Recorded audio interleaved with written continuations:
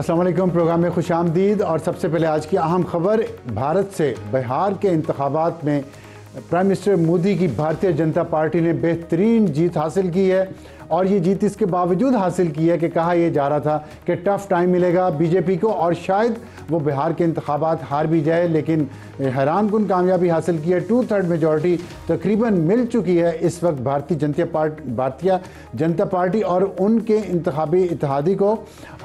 بہار کے جو رزلٹ آ چکے ہیں ابھی تک، اور انڈین کانگریس کو جو راہل گاندھی جس کو لیڈ کر رہے تھے اس کو عبرتناک شکست ہوئی ہے، بہت بری شکست ہوئی ہے۔ انہوں نے صرف 6 نشستیں جیتی ہیں پوری اسمبلی میں، جس کی وجہ سے اب راہل گاندھی مزید تنقید کا نشانہ بن چکے ہیں۔ پہلے لگ یہ رہا تھا کہ انہوں نے جو ووٹر فراڈ کی بات کی تھی اور انہوں نے ریگنگ کے الزامات بھی لگائے ہیں اس انتخابات میں، لیکن اتنی زیادہ ریگنگ نہیں ہو سکتی کہ ایک طرف 6 سیٹیں اور ایک طرف 208 سیٹیں تقریباً بی جے پی اور ان کی اتحادی جماعت بہار میں اب تک جیت چکی ہے۔ بہت بڑی کامیابی، اور اس کے بہت دور اثرات ہوں گے انڈیا کی سیاست پہ۔ مودی اس وقت انڈیا کے سب سے طاقتور لیڈر کے طور پہ ابھرے ہیں۔ ان کے پاس وقت ہے کہ وہ اپنی اس طاقت کو اس خطے کی، انڈیا کے عوام کی بہتری کے لیے بھی استعمال کر سکتے ہیں اور ان کو مزید جنگوں میں بھی الجھا سکتے ہیں۔ یہ فیصلہ کرنا 75-76 سالہ مودی صاحب کے ہاتھ میں ہے کہ وہ اس خطے کو اور اپنے ملک انڈیا کو ایک پرامن راستے پہ لے جانا چاہتے ہیں، ایک خوشحال راستے پہ لے جانا چاہتے ہیں، یا اس جیت کے بعد وہ اسی جنگی جنون کو قائم رکھیں گے جس کی بنیاد پر انہوں نے بہار کے انتخابات میں جیت حاصل کی ہے، اور اس کے اثرات بنگال کے ہونے والے انتخابات میں بھی بہت پڑیں گے۔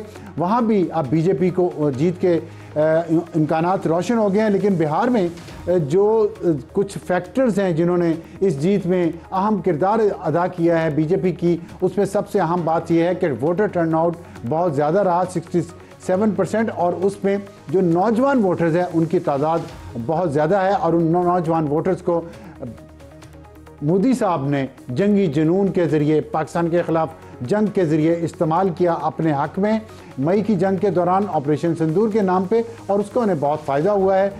پاکستان ایک دفعہ پھر فیکٹر ہے انڈیا کے انتخابات میں جو مودی کی جیت کا باعث بنا، اور ساتھ وہاں کی جو خواتین ہیں ان کے لیے جو پالیسی وہاں کے نتیش کمار جو وہاں کے چیف منسٹر ہیں انہوں نے جو اناؤنس کی، اور 10-10 ہزار روپیہ ہر خاتون کو وہاں پہ دیا گیا۔ کچھ ہی دن پہلے ان کے لیے ایک اسکیم اناؤنس کی گئی جس کی وجہ سے جو خواتین کے ووٹس ہیں وہ بہت بڑی تعداد میں اس اتحاد کو پڑھے ہیں، جس کی وجہ سے یہ جیت ممکن ہوئی ہے۔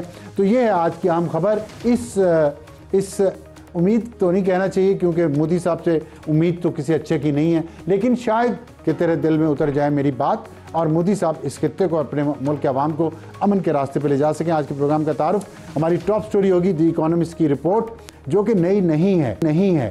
اس میں جو کچھ آیا ہے وہ پہلے بھی آ چکا ہے، لیکن اس کے آنے کی اس وقت وجوہات کیا ہیں اور اس سے کیا خان صاحب کی سیاست کو نقصان پہنچے گا، جو ان کو فائدہ ہوگا یا کچھ بھی فرق نہیں پڑے گا، اس پہ ہم بات کریں گے۔ اور اس میں ہمیں جوائن کریں گے سینیٹر عفنان اللہ، رہنما پاکستان مسلم لیگ نون، اور شوکت یوسف زئی، رہنما ہے پاکستان تحریک انصاف۔ اور ہمارا آج کا ٹیل اینڈر ہوگا کہ مولانا فضل الرحمان جو JUI کے امیر ہیں، وہ بنگلہ دیش کے دورے پہ ہیں، اور وہاں پہ انہوں نے ایک ایسے اجتماع سے خطاب کیا ہے جو اس میں اتنے لوگوں کی تعداد ہے کہ آپ کی آنکھیں کھلی کی کھلی رہ جائیں گی۔ اس سے پہلے پیر صابر شاہ جو مسلم لیگ نون کے لیڈر ہیں، ہزارہ سے ایبٹ آباد کے قریب ایک جگہ ہے وہاں سے، اور وہ جب گئے وہاں پہ ان کی بھی بہت فالوئنگ ہے، تو اس سے لگتا ہے کہ پاکستان اور بنگلہ دیش کے لوگوں کا جو آپس میں پیپل ٹو پیپل کانٹیکٹ بڑھ رہے ہیں۔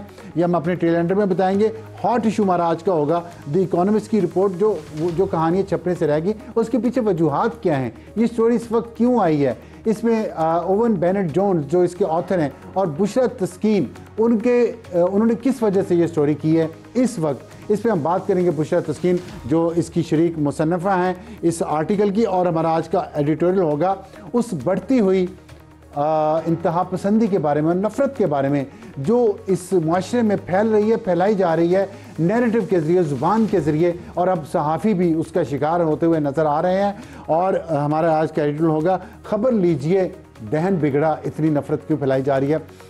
شروع کرتے ہیں ہماری ٹاپ سٹوری سے، اور ہمیں جوائن کیا سینیٹر عفنان اللہ صاحب نے جو رہنما ہیں پاکستان مسلم لیگ نون کے، اور شوکت یوسف زئی جو رہنما ہیں پاکستان تحریک انصاف کے۔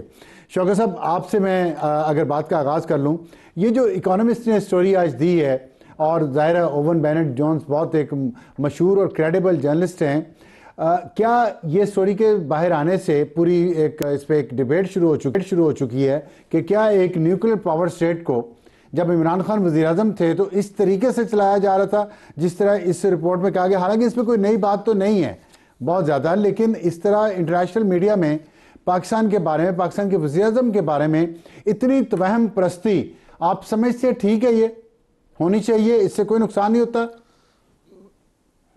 بسم اللہ الرحمن الرحیم، بہت شکریہ.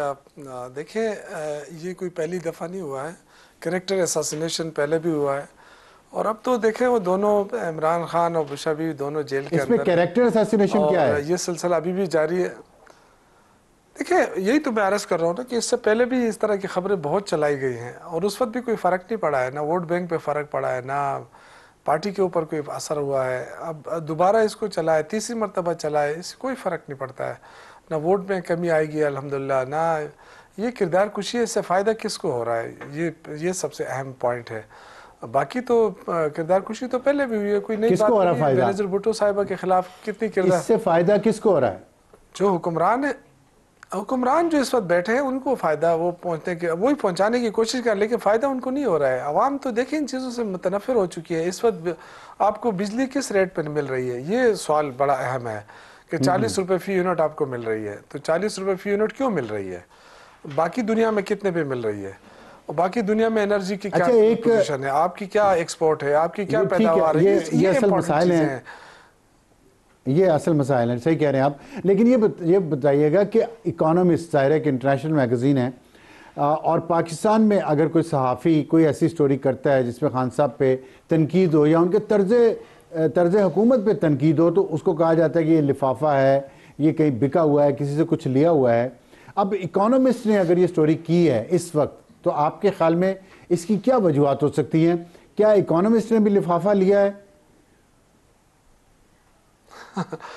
دیکھیں اکانومی سے کوئی صحیفہ تو نہیں ہے نا، اس کے اندر بیٹھے لوگ جو ہے وہ بھی تو دیکھیں نا. اس سے پہلے میں یہ نہیں کہہ رہا ہوں، اس سے پہلے بھی بہت سارے جرنلسٹ کے حوالے سے، باہر کے حوالے سے کہا گیا. لیکن دیکھیں وقتاً فوقتاً آپ نے دیکھا ہوگا کہ نواز شریف صاحب یا بینظیر بھٹو صاحبہ یا یہ جو ایک دوسرے کے خلاف کردار کشیاں کرتے تھے ایک دوسرے کی، وہ بھی آپ سے کوئی ڈھکی چھپی بات نہیں. اور یہ کوئی نئی بات نہیں ہے، یہ پرانی بوتل میں نئی شراب ہے ایک قسم کی، یہی میں کہہ سکتا ہوں. اس سے کوئی فرق نہیں پڑے گا عمران خان کی ذات کے اوپر، پرانی بوتل میں نئی شراب، پرانی بوتل میں نئی شراب ہے یا نئی بوتل میں پرانی شراب ہے؟ نئی بوتل میں پرانی شراب ہے، ٹھیک ہے. اصل میں ہم ان چیزوں سے واقف نہیں ہے نا زیادہ کہ نئی اچھی ہوتی ہے پرانی اچھی ہوتی ہے. اچھا، تو اس لیے میں کہہ رہا ہوں کہ یہ واقعی تو آپ کو ماشاءاللہ تمام معاملات سے ہوگی، آپ وزیر رہے ہیں، صحافی بھی رہے ہیں. لیکن میرا سوال یہ ہے کہ اس کا مقصد دیکھیں نا، ان پہ جو الزامات لگے ہیں کہ وہ، میں ایک اسپیسیفک بات کر لیتا ہوں کہ ایک نیوکلیر اسٹیٹ کے وہ وزیر اعظم ہیں، اور انہوں نے DGISA کی تعیناتی کرنی ہے، کوئی ان کو ہٹانا ہے. وہ اپنی بیوی سے پوچھتے ہیں اور ان کو کہتے ہیں، ان کو خواب میں شکل آتی ہے، تصویر آتی ہے کسی شخص کی کہ اس کو فلاں جگہ پہ لگا دیں، اور ہم نے دیکھا یہ ہوا بھی. تو میرا سوال یہ ہے کہ کیا معاملات حکومت اس طریقے سے چلائے جانا مناسب ہے؟ کیونکہ اس پہ فیکٹ تو ہے. دیکھیں آپ تو بہت سینئر جرنلسٹ ہیں ماشاءاللہ، آپ کا ایک نام ہے، تو ایک آپ اتنے قریب ہیں، آپ نے یہ سٹوری نہیں دی.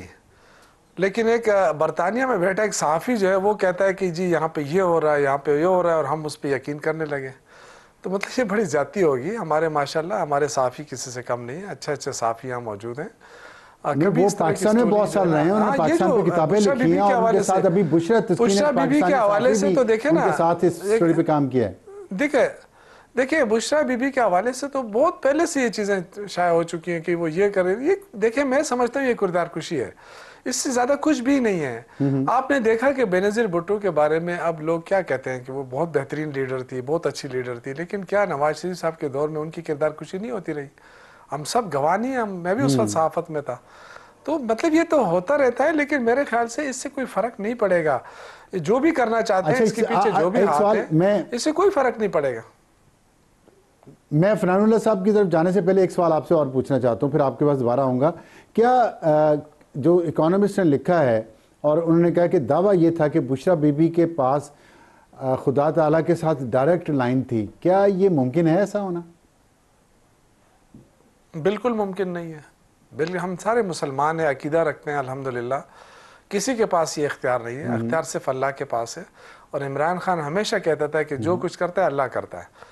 تو دیکھیں اب یہ تو باقی چیزیں تو میں عمران خان کے ساتھ رہا ہوں, آپ کو پتہ ہے میں ایڈوائزر رہا ہوں, ان کا پولیٹیکل ایڈوائزر رہا ہوں 3-4 سال. کرتا تو اللہ ہی ہے, لیکن اگر کسی کو خواب آ جاتا ہے, اللہ کی طرف سے الہام ہو جاتا ہے, تو اس صورت میں کیا بندہ کہہ سکتا ہے؟ دیکھیں یہ ایسی چیزیں ہیں نا, یہ ایسی چیزیں ہیں کہ یہ صرف بشرا بی بی ہی بتا سکتی ہیں اور عمران خان ہی بتا سکتے ہیں. باقی لوگ جو ہے نا یہ تبصرے اپنی طرف سے کہانیاں گھڑنا, یہ بڑا آسان چیز ہے, لیکن اس سے کوئی فرق نہیں پڑتا. آئی ڈونٹ تھنک کہ یہ چیزیں کوئی معنی رکھتی ہے ہمارے لیے. ہم دیکھیں ہمیں صرف اللہ کی ذات پہ یقین ہے الحمدللہ. وہ جو ایاک نعبد و ایاک نستعین جو انہوں نے اپنا وہ بنایا ہوا ہے نا, وہ الحمدللہ وہ اللہ کی ذات پہ یقین رکھتے ہیں. انسانیت کے اوپر کوئی ایسے انسان کیا کر سکتا ہے, انسان تو خود بڑا کمزور ہے. اس میں سٹوری میں بھی کہا گیا فرحان صاحب کہ فیض صاحب کو بہت فیض حاصل تھا اس میں, اور ظاہر ہے بہت ساری خبریں آتی بھی رہی ہیں, لیکن شوکت یوسف زئی صاحب نے ڈینائی کیا ہے. انہوں نے کسی جیسے اکانومسٹ نے دعویٰ کیا کہ ان کا خدا کے ساتھ ڈائریکٹ لائن ہے بشرا بی بی کی. وہ کہہ رہے ایسا نہیں ہے کسی انسان کے لیے ممکن.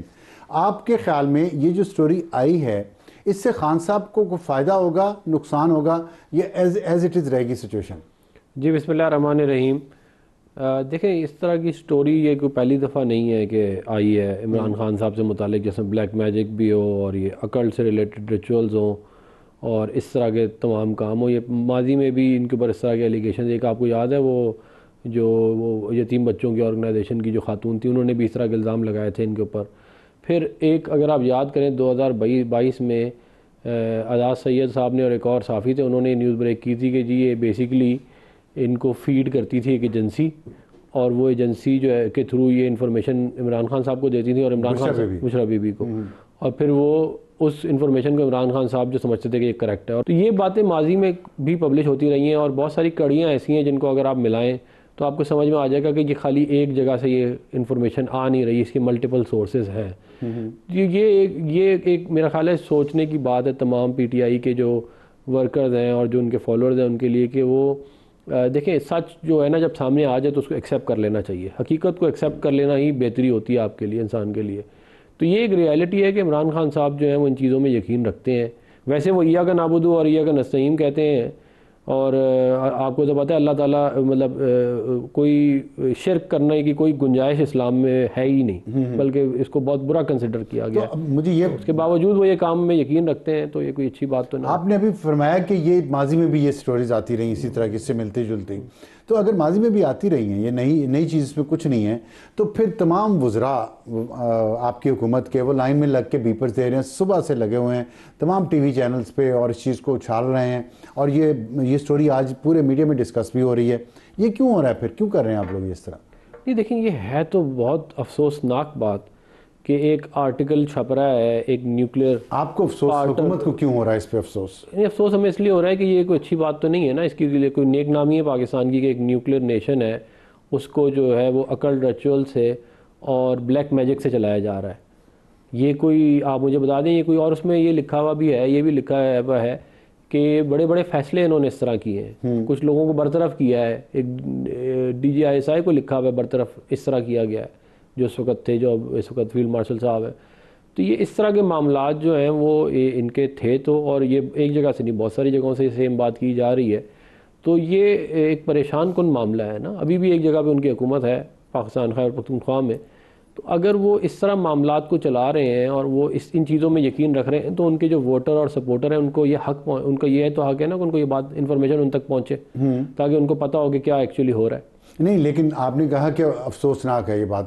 وزراء جو اس طرح بیپر دے رہے ہیں وہ تو بڑے خوش لگ رہے ہیں کہ دیکھیں خان صاحب کا اسکینڈل دوبارہ نیا نہیں ہے لیکن دوبارہ آ گیا میڈیا میں. تو یہ خوشی ہی ہے, یہ افسوس ہے, اور خوشی ہے تو اس کا فائدہ تو سیاسی فائدہ تو آپ کی جماعت کو شاید نہ ہو سکے. نہیں دیکھیں سیاسی فائدے کے علاوہ ہمیں یہ دیکھنا چاہیے کہ کیا صحیح اور کیا غلط ہے. اور یہ کوئی آپ مجھے بتا دیں نا, یہ پوری دنیا میں پاکستان کی بدنامی ہے کہ اس طرح کا آرٹیکل جو ہے وہ پبلش ہو اور اس کے اندر, اور یہ آرٹیکل پہلی دفعہ بھی نہ ہو, یہ بہت دفعہ پہلے بھی اس طرح کی باتیں آ چکی ہوں. تو وہ یہ کوئی پاکستان کے لیے اچھی خبر تو نہیں ہے نا. اب دیکھیں اگر آپ نے نہیں ماننا, اگر آپ نے کہنا ہے کہ نہیں جی پھر بھی کچھ ساری دنیا کہہ رہی ہے کہ یہ ایک مسئلہ ہے اور یہ اس طرح کی ڈیسیجن میکنگ تھی اور اس کے ایویڈنس بھی موجود ہے, اس کے وٹنسز بھی موجود ہیں, اگر اس کے باوجود بھی اگر آپ نے نہیں ماننا تو پھر اس کا کیا کر سکتے ہیں؟ ٹھیک. یوسف زئی صاحب یہ فرمائیے گا کہ کل خیبر پختونخوا کابینہ کا پہلا اجلاس ہوا ہے اور اس میں جو سب سے پہلا فیصلہ کیا گیا ہے وہ یہ ہے کہ action in aid of civil power, وہ قانون واپس لے لیا ہے. اس سے یہ بتائیے گا کہ اب جو دہشت گردی کے خلاف جنگ ہے وہ اس کی ذمہ داری آ گئی پولیس پہ اور سی ٹی ٹی پہ فوری طور پہ. تو آپ کیا چاہیں گے کہ آپ یہ چاہ رہے ہیں کہ جو ملٹری وہاں پہ لڑ رہی ہے یا ایف سی لڑ رہی ہے وہ اب یہ جنگ روکتے اور پولیس اور سی ٹی ٹی صرف لڑیں گے, جبکہ ہم دیکھ رہے ہیں کہ ایک تھانے دار کو اغوا کیا گیا, پھر ان کو شہید بھی کیا گیا, پولیس پہ بہت حملے ہو رہے ہیں, پولیس کے پاس ہتھیاروں کی بھی کمی ہے, ٹریننگ کی بھی کمی ہے, لوگوں کی جوانوں کی بھی کمی ہے. تو اس میں اگر ملٹری اور ایف سی وہاں پہ موجود ہیں تو کیا اب آپ انہیں کہیں گے کہ یہاں سے نکل جائیں؟ نہیں, تھوڑی سی کنفیوژن ہے, اس طرح نہیں ہے, کنفیوژن پیدا کی جا رہی ہے. ہم نے نہ کبھی اس طرح بتائیں ذرا. کیونکہ دیکھیے فوج کا اپنا ایک رول ہے, فوج کا اپنا ایک رول ہے, فوج کے رول کو ہم ڈینائی نہیں کر سکتے. انہوں نے قربانیاں دی ہیں, قربانیاں دے رہے ہیں. دیکھیں مسئلہ یہ ہے کہ ایک وہ جنگ ہے جو ہم انڈیا کے خلاف لڑتے ہیں یا کسی بھی ملک کے خلاف لڑتے ہیں, تو وہ تو ہمیں پتہ ہوتا ہے کہ ٹارگٹ کیا ہے. لیکن یہاں جو لڑائی ہو رہی ہے نا, یہ گھروں کے مطلب یہ محلوں میں جا کے لڑنا پڑتی ہے. تو جب تک آپ کے پاس پولیس نہیں ہوگی, ان کی انفارمیشن نہیں ہوگی, تو بڑا مشکل ہو جاتا ہے کسی بھی فورس کے لیے اس طرح کا لڑائی. اس میں کولیٹرل ڈیمیجز کا بہت بڑا اندیشہ بھی ہوتا ہے, اور آپ نے دیکھا پچھلے کئی دنوں سے ہم دیکھ رہے ہیں یہ جو چیزیں ہوتی ہیں اس کے اثرات بڑے خراب نکلتے ہیں. اس سے جو ہے نا بڑے پرابلم ہمیں ہوتے ہیں. اور اب تو دیکھیں آسان ہو گیا ہے, اب تو اے پی سی ہو گئی ہے, وہ بھی تمام سیاسی جماعتوں نے اس میں شرکت کی, بڑی کامیاب اے پی سی گئی. اب تو صوبائی حکومت کا موقف نہیں رہا نا, اب تو موقف بنا ہے تمام پولیٹیکل پارٹی جس میں مسلم لیگ نون بھی شامل ہے. عفنان صاحب, آپ کی اپنی پارٹی کا لیڈر اس کمیٹی میں شامل ہے صوبائی اسمبلی کی, جو اس سارے معاملے کو دیکھ رہی ہے, تو اب آپ سمجھتے ہیں کوآپریشن ہو سکتا ہے؟ اور یہ جو فیصلہ ہے صوبائی کابینہ کا, آپ کے خیال میں یہ صرف ایک آپٹکس کے لیے ہے اور اصلی جو ابھی فرق کوئی نہیں پڑے گا؟ اسی طرح ملٹری اور وفاقی اداروں کی سپورٹ اور ان کی انوالومنٹ وہاں دہشت گردی کے خلاف جنگ میں جاری رہے گی؟ نہیں دیکھیں, اس طرح تو آپ نہیں کہہ سکتے کہ کوئی فرق نہیں پڑے گا. جب آپ نے ایک چیز کو وڈرا کر لیا ہے تو قانونی جواز جو ہے اس بات کا موجود تو نہیں رہے گا کہ اگر آپ کو ضرورت پڑ جائے. لیکن بلا تو کسی وقت بھی سکتی ہے نا صوبائی حکومت. نہیں, وہ تو آپ نوٹیفیکیشن کے تھرو بالکل بلا سکتے ہیں, لیکن آپ ایک چیز کو پھر وڈرا پھر آپٹکس کے لیے کر رہے ہیں آپ. اس کے علاوہ تو کوئی اور بات نہیں ہو سکتی نا. جو سی ایم ہے سہیل آفریدی صاحب, ان کے اگر آپ بیانات دیکھیں تو وہ بھی بڑے ہی کوئی تشویشناک ہے. وہ کبھی جو ہے وہ کہتے ہیں کہ میں اگر اگلی دفعہ میری بات نہیں مانی گئی تو میں ایسا کچھ کروں گا کہ ڈیمیج ہوگا پورا ملک. یہ ان کی ابھی میں نے ریسنٹلی ایک دو دن پہلے ان کی سنی ہے, اور وہ یہ کہہ رہے ہیں کہ میرے پہ ایف آئی آر کٹوائیے تو میں دیکھتا ہوں کہ میں پھر آپ اگر اس راستے پہ جانا چاہتے ہیں تو دیکھیں پھر میں کیا کرتا ہوں. شوکت صاحب, صرف 20 سیکنڈ میں آپ اس کا رسپونڈ کر دیں کہ سی ایم صاحب کا جو لہجہ ہے, ان کے الفاظ ہے, بہت خطرناک ہیں. دیکھیں میرے خیال یہ ہے کہ شروعات وفاقی حکومت کی طرف سے ہوئی ہے, ان کے وفاقی وزراء کی طرف سے ہوئی ہے, اور وہ آگے سے جو کچھ کہہ رہے ہیں کہ اگر آپ ایک سٹنگ سی ایم کو, منتخب سی ایم کو آپ کہیں گے کہ جی یہ تو سہولت کار ہے, یہ فنڈنگ لے رہا ہے, اور پھر اس کے بارے میں مسلسل کردار کشی. پھر آج جو وفاقی وزراء نے سارے کام چھوڑ کر, یعنی آپ کہتے ہیں کہ جی ہمارے امن و امان سب سے اہم مسئلہ ہے, اسلام آباد میں بھی دھماکہ ہو گیا, اس کے باوجود بھی یہ سارا دن لگے رہے کہ جی عمران خان کے خلاف دی اکانومسٹ نے جو ہے نا یہ خبر دی ہے. آپ اندازہ کریں ان کی یہ کتنے سیریس ہیں. اب وقت کو ہمارا ایک چھوٹا سا ٹیل اینڈر آپ کو دکھانا چاہتے ہیں. مولانا فضل الرحمان کو سننے کے لیے لاکھوں بنگلہ دیشی امڈ آئے. ذرا یہ نظارے دیکھیں, اس سے آپ کو اندازہ ہوگا کہ پاکستان اور بنگلہ دیش کے تعلقات کتنے گہرے اور نہ ٹوٹنے والے.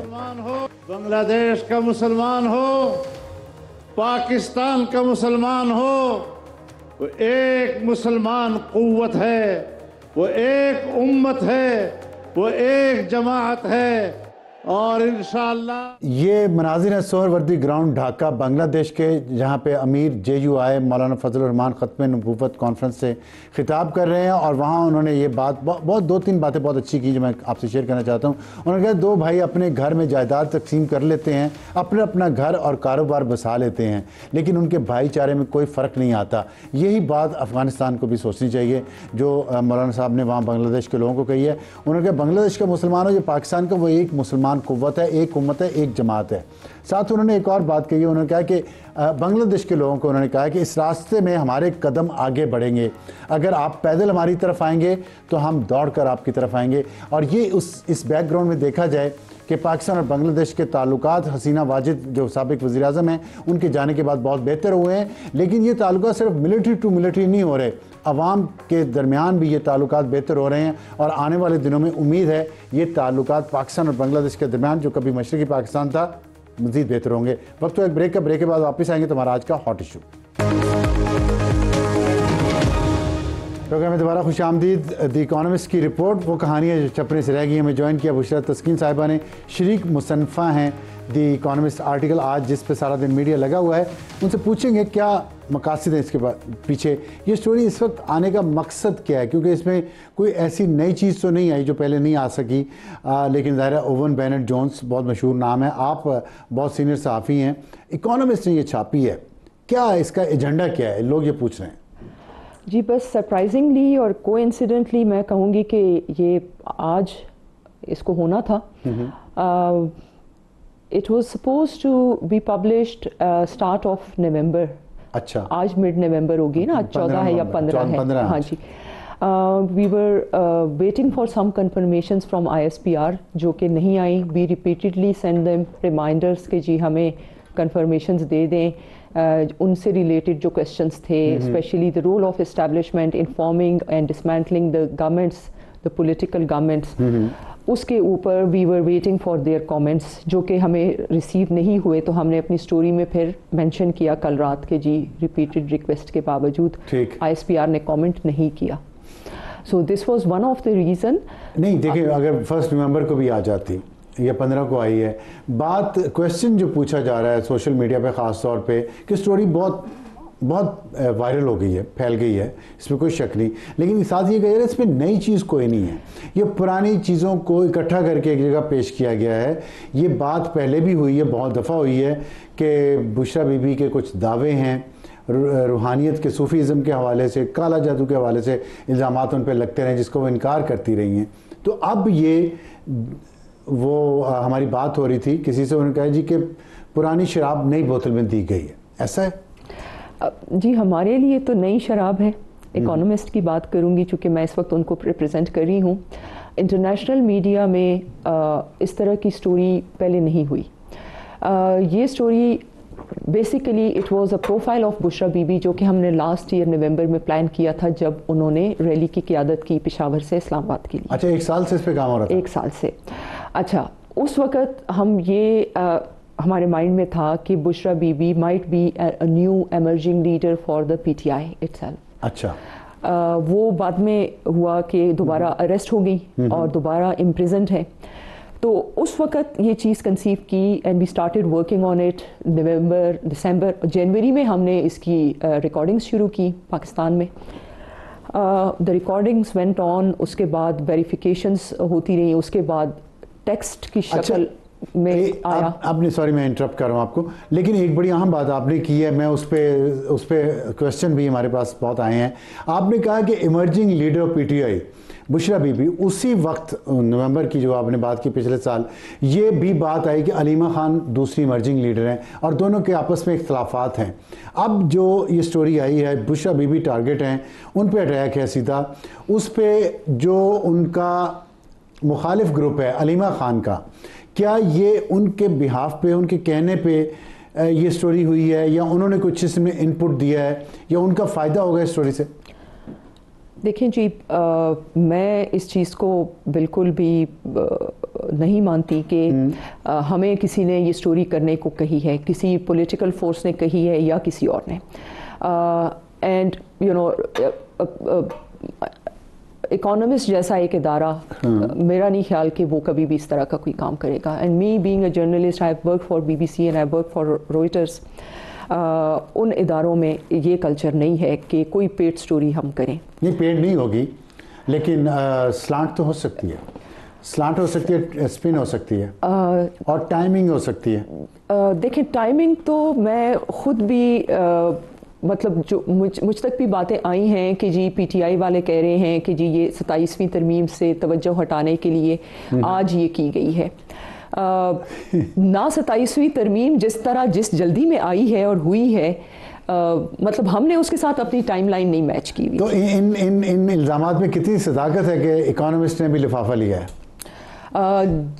जो ये इल्ज़ाम लगा रहे हैं वो फिर आके प्रूफ करें। बैरिस्टर गौहर ने कहा है कि हम अदालत जाने का हक रखते हैं, तो वो अगर वो हक रखते हैं तो जो बैरिस्टर गौहर या उनके लोग हमारे बारे में कह रहे हैं कि जी हमने लिफाफा लिया है या हमें किसी ने इसको हमें टास्क किया है, तो फिर हम भी अदालत जाने का हक रखते तो हैं। तो आप अदालत जाएंगे या आप चाहती हैं कि बैरिस्टर गौहर अदालत जाएं? उन्होंने जो दावा किया, चाहते हैं कि वो जाएं। आप चाहती हैं वो जाएं कि बैरिस्टर गौहर जाएं? जी जाएं जरूर। इस स्टोरी के खिलाफ अदालत, जिस आपके मर्जी पास अदालत एविडेंस में है इसको डिफेंड करने? जी वी हैव गॉट। अच्छा, ये बताइएगा कि इसमें आप, मैंने कहीं पढ़ा है कि शायद आप ही ने कहा है कि जितना मवाद था उसका सिर्फ 10% आया है, ऐसा क्यों है? बाकी 90% आपने क्यों छुपाया? क्या ये प्रोफेशनल एथिक्स के खिलाफ नहीं है?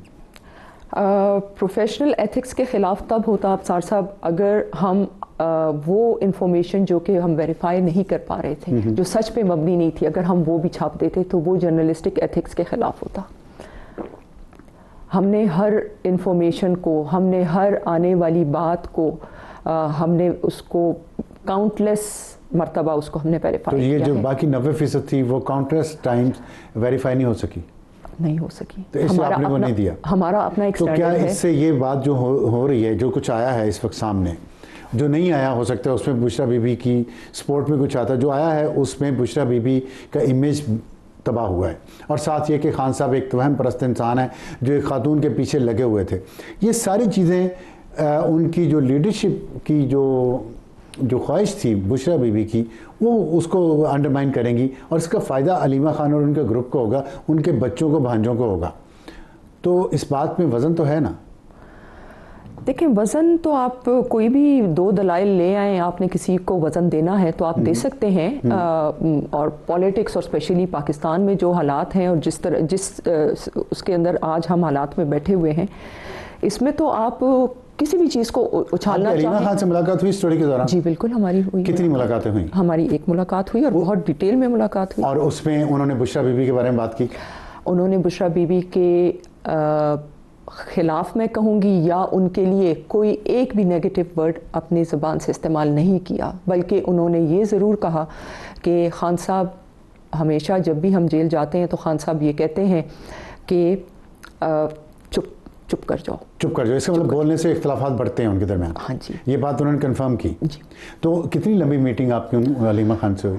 मेरा ख्याल है 2 से 3 घंटे या 3 आवर्स। उसमें क्या क्या चीज़ें डिस्कस हुई?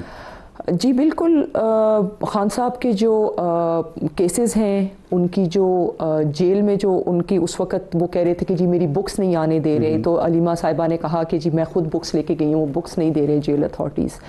और उन्होंने ये, चूँकि मेरा ख्याल है वो सर्दियों का टाइम था, it was month of January when we interviewed हर, तो उस वक़्त उन्होंने कहा कि जी वो उनको गर्म पानी नहीं है और इस तरह की चीज़ें। तो इसी स्टोरी के बारे में उनसे मुलाकात हुई है वो आपकी? वैसे स्पेसिफिकली इसी स्टोरी में उनकी तरफ से कौन सी इन्फॉर्मेशन आई, अगर आप इसको शेयर करना चाहें हमारे साथ? बेसिकली जो पीटीआई का पॉलिटिकल फ्यूचर था, या खान साहब क्या सोचते हैं, या बुशरा बीबी, चूँकि उस वक़्त बुशरा बीबी ने 26 नवंबर वाला लॉन्ग मार्च किया था, तो दिसंबर एंड बाद आपकी अलीमा खान से मुलाकात जी जनवरी में हुई। हाँ जी, ठीक है। तो सारा जो उनके साथ जो डिस्कशन थी, it was a detail discussion जिसमें हर तरह का जो पॉइंट था, खान साहब के केसेस का, खान साहब की जो कंप्लेंट्स थी गवर्नमेंट ऑफ पाकिस्तान से या जेल अथॉरिटीज़ से कि उनको मिसट्रीट किया जाता है, सारी बातें हमने उनसे क्या उसमें आपको ये इम्प्रेशन मिला अलीमा खान से बात करते हुए इन 3 घंटे की मुलाकात में कि खान साहब एक भोले इंसान हैं और बुशरा बीबी जो हैं वो इनको जो भी गलत काम हुए हैं वो बुशरा बीबी के इन्फ्लुएंस के अंडर हुए हैं? आपको ये इम्प्रेशन मिला? जी, उनकी अपनी ज़ुबान से उन्होंने ऐसी कोई भी नेगेटिव बात नहीं की, तो आई वुड नॉट से। नहीं, तो फिर आपने जब नवंबर में ये बात हो रही थी मुसलसल कि अलीमा खान और बुशरा बीबी के दरमियान इख्तलाफात हैं और वो बुशरा बीबी लीडर बनना चाहती है, इसलिए वो रैली लेके आ रही हैं, अलीमा खान को बहुत ज़्यादा लिफ्ट नहीं करवाई गई उसमें, और जनवरी में आपकी मुलाकात होती है अलीमा खान से और इस पे बात हो रही है, बुशरा बीबी पे आप स्टोरी कर रही हैं, तो कुछ ना कुछ तो उनसे आपको मिला होगा। آپ یقین مانیے کہ جب یہ نومبر میں اسٹوری کنسیو کی اور اس وقت بشرا بی بی ابھی اریسٹ نہیں ہوئی تھی، تو جو پہلی ریکویسٹ جب ہم نے لسٹ بنائی کہ ہم نے کن کن لوگوں کو اس میں انٹرویو کرنا ہے، سب سے اوپر بشرا بی بی صاحبہ کا نام تھا، اور ان کے لیے ہم نے علی امین گنڈاپور صاحب کے تھرو اپروچ کرنے کی کوشش کی کہ ہمیں ان سے انٹرویو کا ٹائم لے دیا جائے، اس لیے کہ اس وقت وہ پشاور میں بیس تھی، وہاں پہ ان کی رہائش تھی ٹیمپرری، تو وہ ہماری چونکہ ان کا یہ پروفائل انٹرویو ہے نا، دیکھیں شخصیات جو اتنی بڑی شخصیات ہوتی ہیں ان کے اوپر دنیا بھر میں سیاستدان ہوں، ایکٹر ہوں، سیلیبریٹیز ہوں، ان کے اوپر الزام لگتے ہیں، ان کے لیے جرنلسٹ چاہتے ہیں ان سے انٹرویو کرنے کے لیے۔ بشرا بی بی ہمارے لسٹ کے اوپر سب سے اوپر تھیں، اگر وہ اریسٹ نہ ہوتی تو وہ شاید اس کا 90% حصہ ان کے انٹرویو کے اقتباسات پر مشتمل ہوتا۔ مریم ریاض وٹو سے آپ کی ملاقات جی، سب سے پہلی ملاقات اوون بینٹ جونز کی دبئی میں مریم ریاض وٹو سے ان کی بات چیت ہوئی۔ وہ کہہ رہی ہیں کہ اس میں فیکچوئل مسٹیک ہے، مجھے اینٹی ویسٹ کہا گیا، اسلامسٹ کہا گیا، ایسا کیوں ہے؟ میں تو وہاں پڑھتی رہی ہوں ویسٹ سے اور اسی سوسائٹی میں رہتی ہوں، ویسٹرن سوسائٹی میں، تو ان کو کیوں یہ الزام، ایسا تاثر کیوں دیا گیا اسٹوری میں؟ ویسٹ میں تو خیر نہیں رہتی، she is based in Dubai, she doesn't live in Europe first of all. West is not only Europe, لیکن چلے ویل، تو پھر ویسٹ کو آپ کس طرح سے ہماری سوسائٹی سے ڈفرینشیٹ کرتے ہیں؟ ویسٹ کو آپ یہ کہتے ہیں ویسٹرن ویلیوز کو فالو کرتے ہیں، وہ کوئی بھی ملک ہو سکتا ہے، وہ جاپان بھی ہو سکتا ہے، فار ایگزامپل وہ سنگاپور ہو سکتا ہے، وہ تائیوان ہو سکتا ہے۔ اوکے، تو ہم نے ایسی تو کوئی بات مریم بی بی کے بارے میں نہیں لکھی اس میں کہ جو کہ ان کی شخصیت کو ہم نے کوئی اچھا، لیکن ان کے ساتھ کتنی لمبی میٹنگ ہوئی؟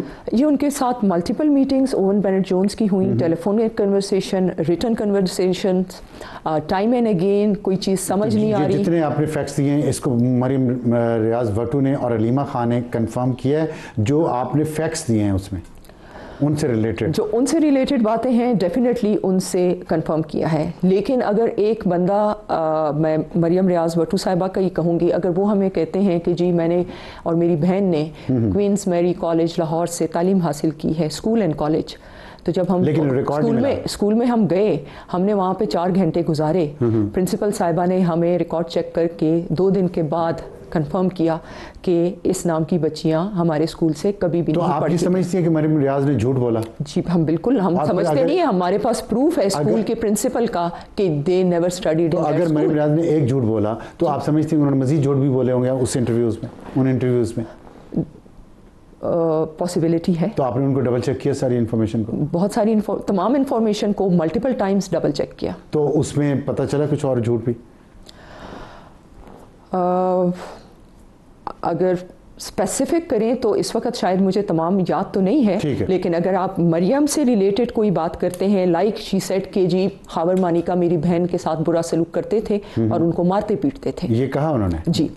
تو یہ صحیح، آپ نے اس کو صحیح پایا یا غلط پایا؟ لیکن خاور مانیکا نے جب کہا کہ نہیں میں نے کبھی ایسی حرکت اپنی اہلیہ کے ساتھ نہیں کی، وہ الزام خاور مانیکا کے اوپر تھا نا، تو ابھی اگر میرے اوپر یا میں آپ کے اوپر کوئی الزام لگاؤں اور آپ وہاں پہ بیٹھے نہیں ہیں، کوئی اور آپ سے جا کے کہے جی ابصار صاحب آپ نے یہ بات کی ہے، آپ کہیں کہ نہیں میں نے نہیں کی یا میں نے کبھی یہ کام نہیں کیا۔ ٹھیک ہے بشرا تسکین صاحب، بہت شکریہ، ہمارے پاس وقت کم ہے، امید ہمیں یہ تھی کہ آپ سے مزید بات کرتے، لیکن اب وقت تو ایک بریک ہے، بریک کے بعد واپس آئیں گے ہمارا آج کا ایڈیٹوریل، اور وقت ہے ہمارے آج کے ایڈیٹوریل کا۔ خبر لیجئے دہن بگڑا، حیدر علی آتش کا ایک شعر ہے جو بہت پسند آیا، حسب حال ہے لگے منہ بھی چڑھانے دیتے دیتے گالیاں صاحب، زبان بگڑی تو بگڑی تھی، خبر لیجئے دہن بگڑا۔ کیوں آیا یہ شعر میرے ذہن میں؟